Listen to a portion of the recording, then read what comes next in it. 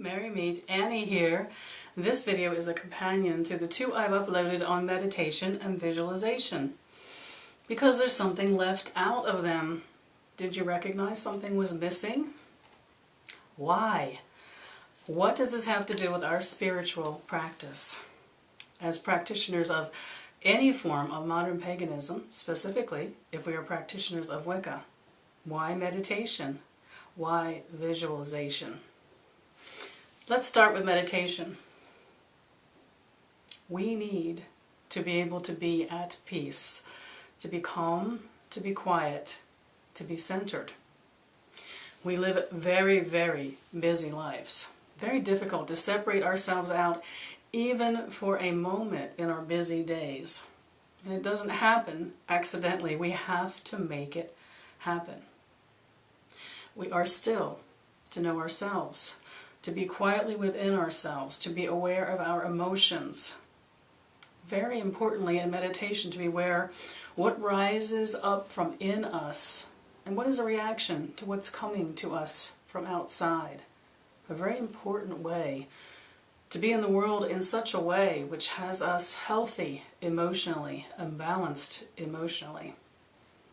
The quiet within which we experience the fullness of our own being, separate from the interactions and the emotions and the energy of being with or even around others. Quiet. Personal quiet. The calmness within which we feel ourselves the most deeply.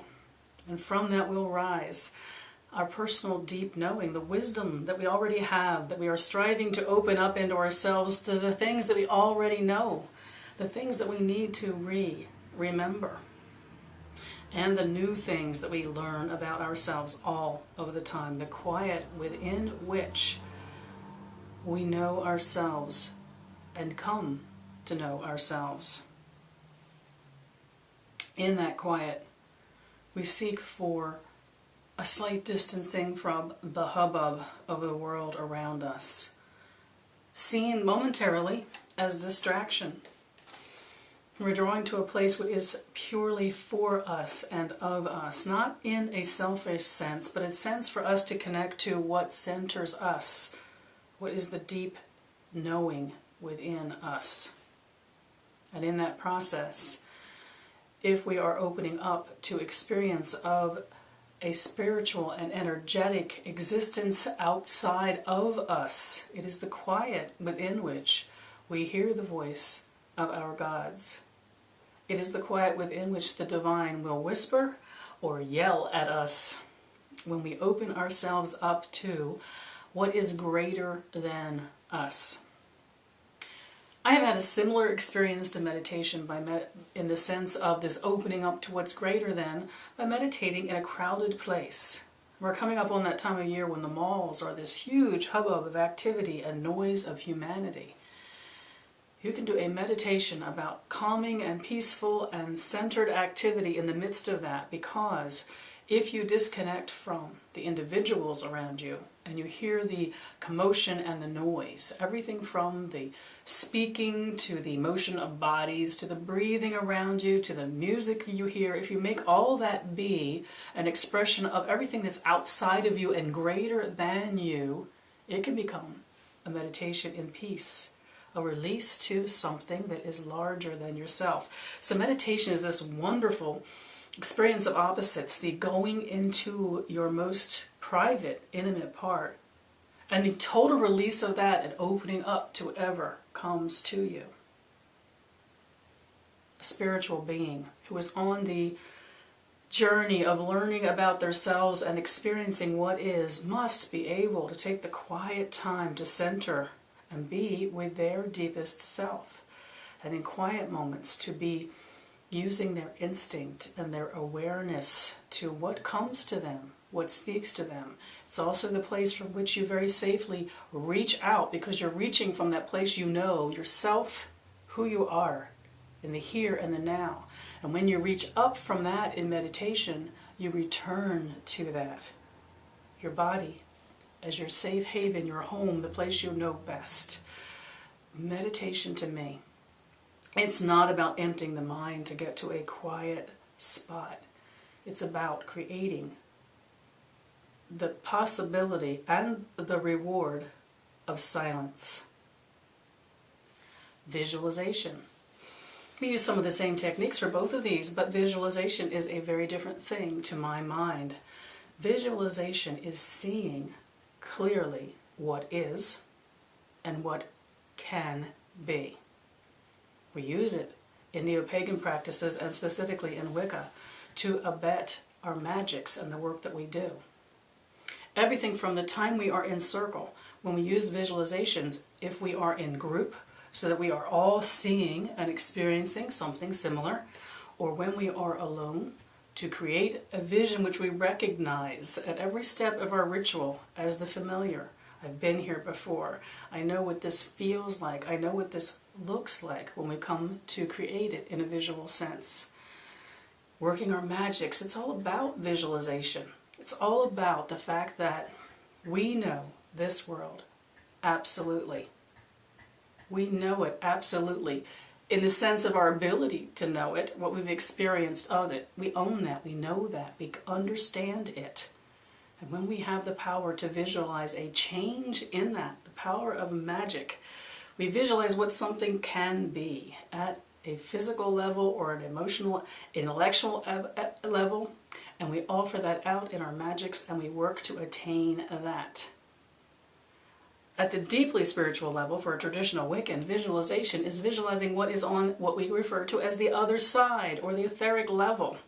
We believe that we construct at that energy level what this side will then naturally aspire to match. We believe in putting our magics out there, seeing them as reality at the energetic level, because we believe that as above, so below. This world will work to mimic what we have put out there. It's why we're so careful with our magics, but the visualization is the key to it. We may not be able to visualize in specific detail like a film. We're not looking at a movie. We may visualize the energy. We may visualize what something feels like, the tangible parts of it that we can make real. Some of us are talented enough that we can envision entire movie cinema events on the other side, and that's great. Some of us, though, develop our own private way, our personal way, that we create this reflective energy. And it's an act of visualization. It is not so. We make it so.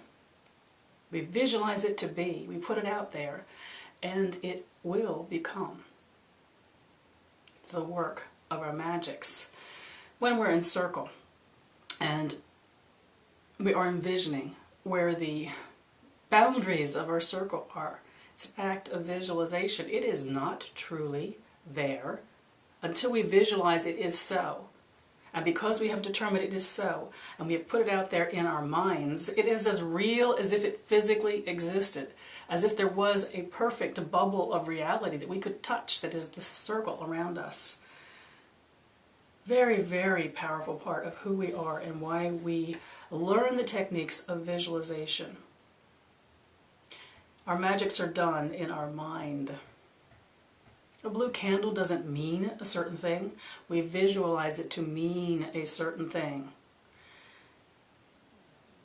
The images of our gods, the gods that we choose to relate to or have made themselves known to us. Again, a visualization. We may use some aids, pictures we've seen that we like and they ring true to us, but in the end we are visualizing something as it is to us. The power of visualization is how unique and personal it is. The power of the intimate, what comes from your knowing, your mind, and what you put out there in whatever form you choose to visualize. The work of our magics is all about the power of our mind and visualization. Training ourselves in the technique of it, work with a part of our mind that is not part of the physical life that we live in. We've all read studies about the fact that when we access certain parts of our mind, we are doing a couple of things, possibly accessing a part of our mind that we did access regularly in ancient times. We won't know that for sure. We do know that there are certain parts of our brains that only activate with certain activities. Imagination, creativity, visualization, come from a place in our brain that is not usually active. More for some of us than for others, less for some of us than for others. But engaging that part of our brain, knowing that reality is not just what we can touch and feel. This is reality. But if I put my hand up here, and you put your hand up wherever you are, and you know that you and I are touching hands, that, my friend, I say to you, it is as real as if we were touching hands in the here and the now. The power of visualization, what it does for us. I hope that gave you some insight in, well, why do we do it? Why do we take the time to study visualization and take on meditative techniques? I didn't cover all the reasons for each of those things. When you're doing the research, you'll find so many reasons for each. I share with you the things as I sat down here today were top of mind for me. I wish you all mirth and reverence. Merry part.